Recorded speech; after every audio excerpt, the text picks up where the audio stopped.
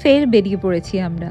আর এবারের গন্তব্য কলকাতা থেকে একটু নর্থ ইস্টের দিকে, অর্থাৎ আসাম।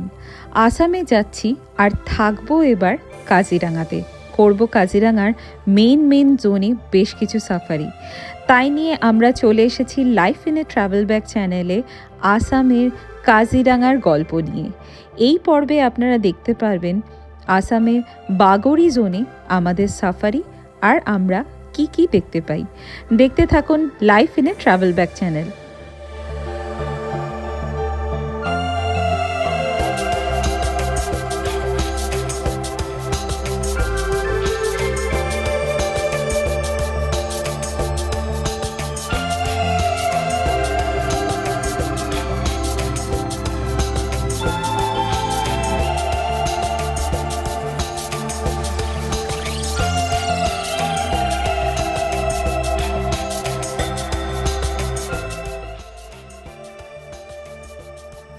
কলকাতা থেকে কাজিরাঙা যেতে গেলে অনেকেই ট্রেনে করে গুয়াহাটি পৌঁছে যেতে পারেন। সরাইঘাট ধরলেই গুয়াহাটি পৌঁছে যাবেন, সেখান থেকে পৌঁছে যেতে পারেন কাজিরাঙা। কিন্তু আমরা গেছিলাম বাই ফ্লাইট। আমরা চলে গেছিলাম জোরহাট বিমানবন্দর, আর জোরহাট থেকে আমরা সোজা 2 ঘন্টার জার্নিতেই পৌঁছে গেছিলাম কাজিরাঙা। কলকাতা থেকে জোরহাটের কিন্তু খুব বেশি ফ্লাইট নেই। প্রতিদিন বেলার দিকে ইন্ডিগোর একটা ফ্লাইট থাকে, আর সেই ফ্লাইটের ডিমান্ডও কিন্তু বেশ হাই থাকে। Hello everyone, welcome to life in a travel bag. আমরা চলে এসেছি জোরহাট এয়ারপোর্ট, আর আমাদের জার্নি স্টার্ট হলো। জোরহাট এয়ারপোর্টের ফ্লাইট ডিটেলস আমি ডেসক্রিপশন বক্সে দিয়ে দেবো। মেন হচ্ছে এখানে একটা ফ্লাইট আছে যেটা মিড ডেতে, মানে 11:45-এ ছাড়বে, আর এখানে 1 ঘন্টা 10 মিনিটের ফ্লাইট, পৌঁছাবে অ্যারাউন্ড 1:10 এরকম। তো পৌঁছে নিয়ে আমরা জোরহাট থেকে সোজা 2 ঘন্টার জার্নিতে পৌঁছে যাব কাজিরাঙা। জোরহাট এয়ারপোর্ট থেকে বেরিয়ে আমরা সোজা চললাম কাজিরাঙার পথে। আমরা কাজিরাঙায় থাকবো দ্য কাজিরাঙা অ্যাড্রেসে। জোরহাট এয়ারপোর্ট থেকে ডিস্টেন্স মোটামুটি 84 কিলোমিটার, সময় লাগবে ঘন্টা 2 মতো। অনেকেই কলকাতা থেকেও কাজিরাঙা বাই কার ট্রাভেল করেন, আর সেই ক্ষেত্রে কাজিরাঙা যেতে গেলে মোটামুটি আপনাকে ডুয়ার্সে কোথাও একটা স্টপ দিয়ে 1 রাত থেকে তারপর যেতে হবে কাজিরাঙার উদ্দেশ্যে। অর্থাৎ একদিনে কোনোভাবেই আপনি কাজিরাঙা পৌঁছতে পারবেন না যদি বাই কার আপনি কলকাতা থেকে ট্রাভেল করেন। আমরা কলকাতা থেকে বেরিয়ে ফ্লাইটে মিড ডেতে এসেছিলাম, তাই সেভাবে লাঞ্চ হয়নি। রাস্তায় বনগাঁও ধাবা পড়ে, সেখানে আমরা লাঞ্চ সেরে নিয়েছিলাম। নিরামিষ খেয়েছিলাম, ভাত ডাল 2 রকমের সবজি, বেশ ভালো ছিল। কাজিরাঙা যাওয়ার পথে ম্যাক্সিমাম রাস্তাটায় কিন্তু আমরা চা বাগান পেয়েছিলাম, আর চা বাগানের মধ্যে দিয়ে যেতে কিন্তু ভীষণ সুন্দর লাগছিল। ফাইনালি আমরা পৌঁছে গেলাম কাজিরাঙা অ্যাড্রেস। অন্ধকারের মধ্যে বেশ জলজল করছিল, খুব সুন্দর লাগছিল। এই আমাদের রুম নাম্বার 301। আমরা এখানে বুক করেছি 2টো রুম। এখানে double sharing, triple sharing plus single sharing বেসিসে রুম দেওয়া হয়। দেখতেই পাচ্ছেন বিশাল বড় রুম, আর ঠিক এইখানে ড্রেসিং এরিয়া। এইদিকে রয়েছে একটা টিভি ক্যাবিনেট, একটা ফ্রিজও আছে, একটা ওয়ার্ড্রব, এদিকে লাগেজ রাখার জন্য একটা টেবিল, আর ওইদিকে একটা বেড, সিঙ্গেল বেড। এখানে 2টো সোফা, আর এদিকে কাঁচের ওইদিকে অভিরূপ দাঁড়িয়ে আছে। আর এখানে একটা বিশাল সুন্দর কিং সাইজ বেড মোটামুটি। আর সবথেকে বেস্ট পার্ট হচ্ছে এই বেডের উপর আসামিজ গামছা রাখা আছে। আর এবার দেখাই ওয়াশরুমটা খুব সুন্দর। এই যে এখানে একটা বড় বাথটাব রয়েছে, বেসিন, টয়লেট্রিজ দেওয়া আছে, এখানে কমোড, আর এই যে গিজার। আর বই দুষ্টুমি করে চলেছে। বড় ব্যালকনি, চাঁদ উঠেছে দেখা যাচ্ছে, আর দূরে এই যে পাহাড়ের রেঞ্জ। অন্ধকারে অত ভালো আসছে না, কালকে দিনের আলোতে আরেকবার দেখাবো সুন্দর করে। আমরা পৌঁছে গেছি কাজিরাঙা। আজকের পৌঁছানোর কথা ছিল আরেকটু আগে, বাট হ্যাঁ, লাঞ্চ টাঞ্চ করে আমাদের বেশ খানিকটা সময় লেগেই গেল। এবার চুপচাপ রেস্ট, আর কালকে সকাল থেকে আমাদের শুরু হবে কাজিরাঙাতে সাফারি। ফ্রেশ হয়ে নিয়ে আমরা চললাম নিচে ডিনার করতে। আর ডিনার করতে গিয়ে দেখলাম অন্ধকারের মধ্যে কাজিরাঙা অ্যাড্রেস সত্যি ভীষণ সুন্দর লাগছিল। আশপাশে মোটামুটি ফাঁকা ছিল, ওখানে আশপাশে খুব একটা হোটেল বা রিসর্ট আমাদের চোখে পড়েনি। কাজিরাঙা অ্যাড্রেস আমরা বুক করেছিলাম অবশ্যই গুগল রিভিউজ থেকে। কাজিরাঙাতে থাকার কিন্তু প্রচুর অপশান আছে, মানে মেন গেটের কাছেও প্রচুর প্রচুর থাকার জায়গা আছে, তবে আমরা একটু নিরিবিলিতে থাকতে চেয়েছিলাম।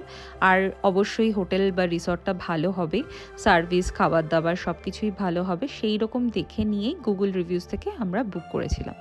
বুকিং ডিটেলস সমস্তই আমি ডেসক্রিপশন বক্সে দিয়ে দেবো। এবার আসি খাওয়া দাওয়ায়। এখানে খাওয়া দাওয়ার সমস্ত কিছু প্যাকেজে আমরা নিয়েছিলাম, মানে রুমে থাকা সাথে খাওয়া সব কিছু প্যাকেজের মধ্যে ইনক্লুডেড ছিল।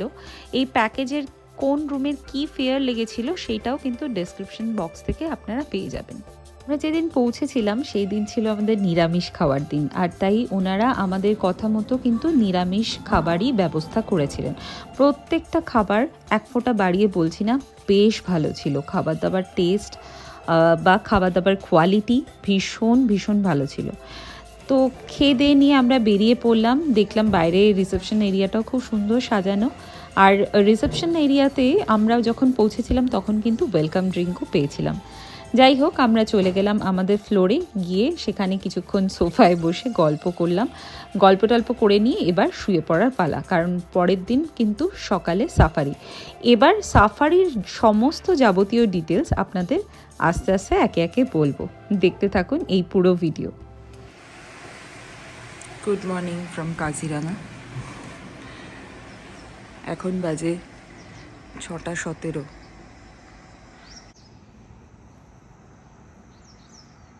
অসাধারণ একটা ভিউ।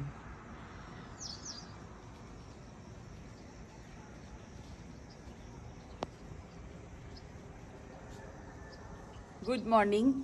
আমরা তো উঠে পড়েছি সকাল সকাল, কিন্তু একটা বাজে ব্যাপার হচ্ছে যে আকাশে ভর্তি মেঘ, প্রচণ্ড মেঘ। উইন্টারে এতটা মেঘ একটু মানে এক্সপেক্টেড তো নয় ডেফিনেটলি, আর যার জন্য যতটা ঠান্ডা এক্সপেক্ট করেছিলাম ঠান্ডাটাও বেশ কম। তো যাই হোক, এখন আমরা তাড়াতাড়ি রেডি হয়ে নেব। রেডি হয়ে আমরা সোজা চলে যাব ব্রেকফাস্ট করতে। 7টার সময় ব্রেকফাস্ট করব। ব্রেকফাস্ট করে নিয়ে আমাদের সোজা সাফারি গাড়ি চলে আসবে নিচে 7:30টায়, আর আমরা সাফারি গাড়িতে উঠে পড়ব। আজকে আমাদের মর্নিং সাফারি আছে ওয়েস্টার্ন রেঞ্জে। তো ওয়েস্টার্ন রেঞ্জে দেখা যাক, 8টা থেকে সাফারি শুরু, 8টা থেকে সাফারি চলবে 10:30 অবধি। এখানে কিন্তু সাফারি টাইমিংটা অনেকটাই কম তুলনামূলকভাবে। আমরা মধ্যপ্রদেশে বা মহারাষ্ট্রে যা সাফারি করেছি তাতে সাফারি টাইমিংস যতটাই, আসামে কিন্তু তুলনামূলকভাবে সাফারি টাইমিং অনেকটা কম, আর সেই ওয়াইজ কিন্তু সাফারির চার্জেসও বেশ কম।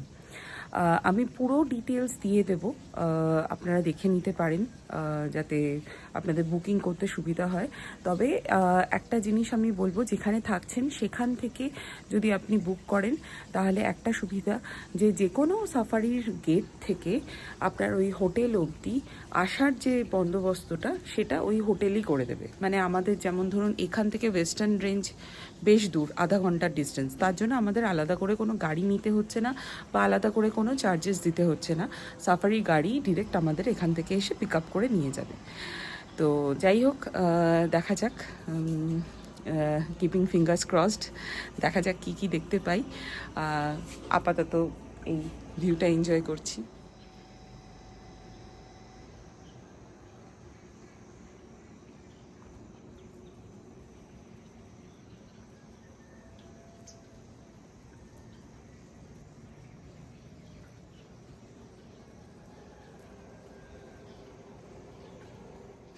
জীবনে আগে কখনো কোনো সাফারিতে কিন্তু আমরা ব্রেকফাস্ট করে যাইনি। যাই হোক, এখানে কাজিরাঙাতে নিয়মটা অনেক অন্যরকম। সাফারি শুরু হয় একটু দেরি করে, তাই আমরা ব্রেকফাস্ট সেরেই চললাম বাগড়ি রেঞ্জ অর্থাৎ ওয়েস্টার্ন জোনের দিকে। এবার আপনাকে বোঝাই যে কাজিরাঙার এই পুরো ন্যাশনাল পার্কটা কিন্তু 3টে রেঞ্জে ডিভাইডেড, অর্থাৎ ইস্টার্ন জোন, ওয়েস্টার্ন জোন আর সেন্ট্রাল জোন।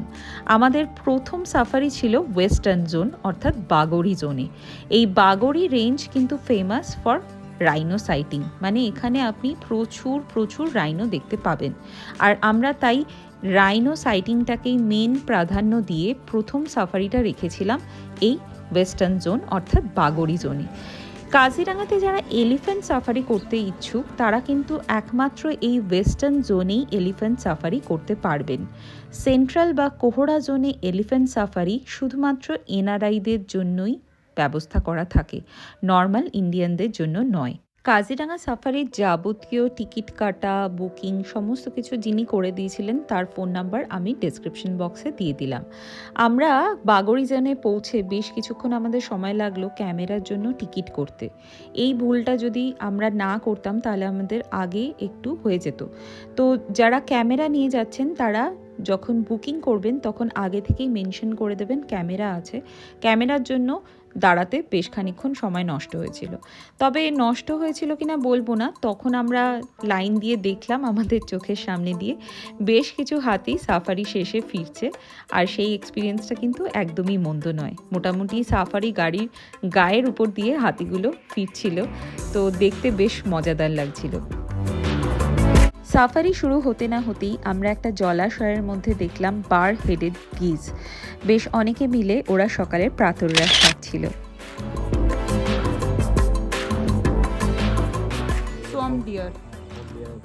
সোয়াম ডিয়ারের পিছনে এখানে গন্ডারটা আসবে না, গন্ডারটা অনেক দূর। আর এই পাখিটা উঠছে দারুণ।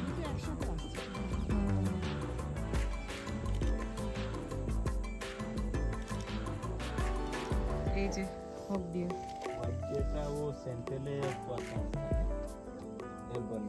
রাঙাতে সাফারি শুরু হতে হতেই আমরা দেখে নিয়েছি গন্ডার, সোয়াম ডিয়ার, হক ডিয়ার আর তার সাথে অনেক অনেক পাখি। পালচার বসে আছে এইদিকেও গাছে বসে আছে ডিয়ার আর সাথে বাচ্চা।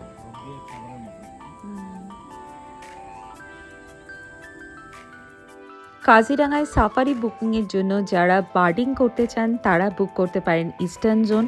যারা গোল্ডেন টাইগারকে দেখতে চান তাদের জন্য বেস্ট হচ্ছে কোহরা জোন বা সেন্ট্রাল জোন। আর যারা রাইনোর দিকে বেশি কনসেন্ট্রেট করতে চান তাদের জন্য হচ্ছে ওয়েস্টার্ন জোন অর্থাৎ এই বাগড়ি জোন।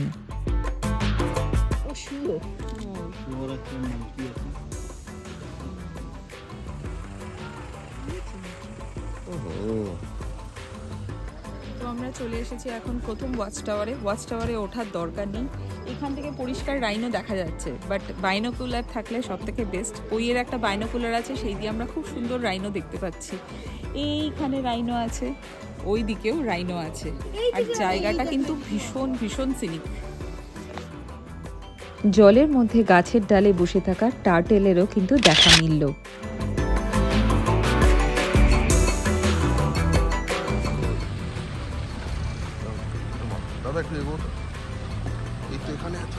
এরপর আমরা দেখলাম ইন্ডিয়ান রোলার অর্থাৎ নীলকণ্ঠ পাখিকে। হ্যাঁ, আমারও মোবাইলে কালারটা আসছে না।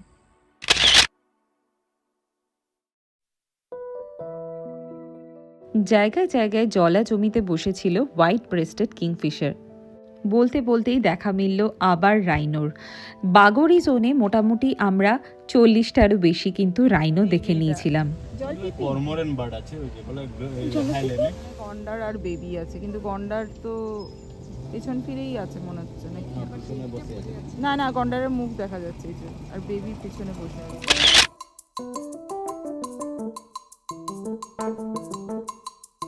গন্ডার আর বেবি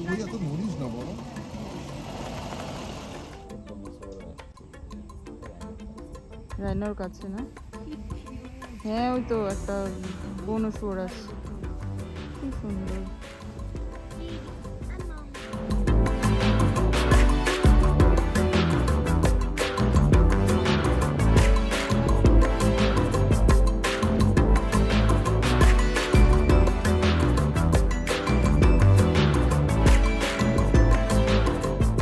এরপরেই দেখলাম একদম কাছ থেকে দুটো রাইনো কিন্তু দিবানিদ্রা দেখছে, আর রাইনোর উপর বসে আছে দুটো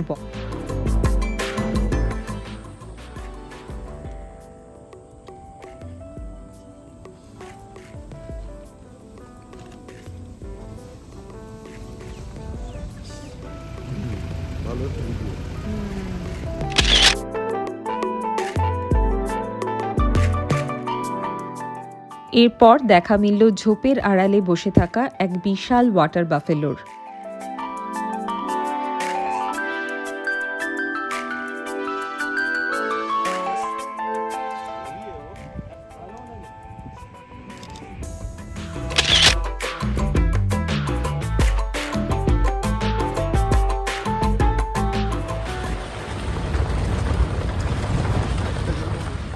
আবার এক বড় ওয়াটার বাফেলো জলা জমিতে দাঁড়িয়ে কিছু খাচ্ছে।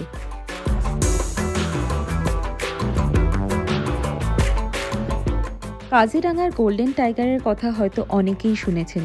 আগে গোল্ডেন টাইগার এই বাগড়ি জোনেই থাকতো। এখন সে জায়গা মুভ করে চলে গেছে সেন্ট্রাল জোন বা কোহরা জোনে, যা সাফারি করব আমরা এরপর পৌঁছলাম আমরা এক ওয়াচ টাওয়ারে, যার নিচে কিন্তু ওয়াইল্ড বাফেলোর বড় স্কালও রাখা ছিল, সাথে রাইনোর স্কালও রাখা ছিল।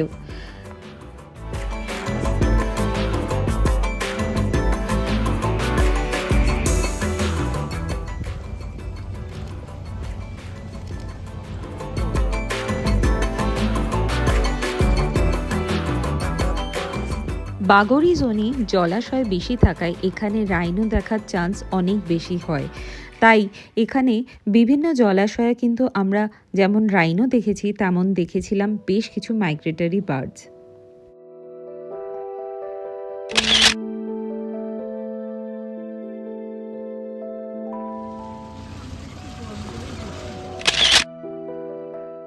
এই ছিল আমাদের কাজিরাঙার প্রথম সাফারির গল্প। আমাদের পরের দুটো সাফারি অর্থাৎ কোহরা জোনের 2 সাফারির গল্প নিয়ে আমরা ফিরে আসছি খুব জলদি life in a travel bag চ্যানেলে। ততক্ষণের জন্য দেখতে থাকুন।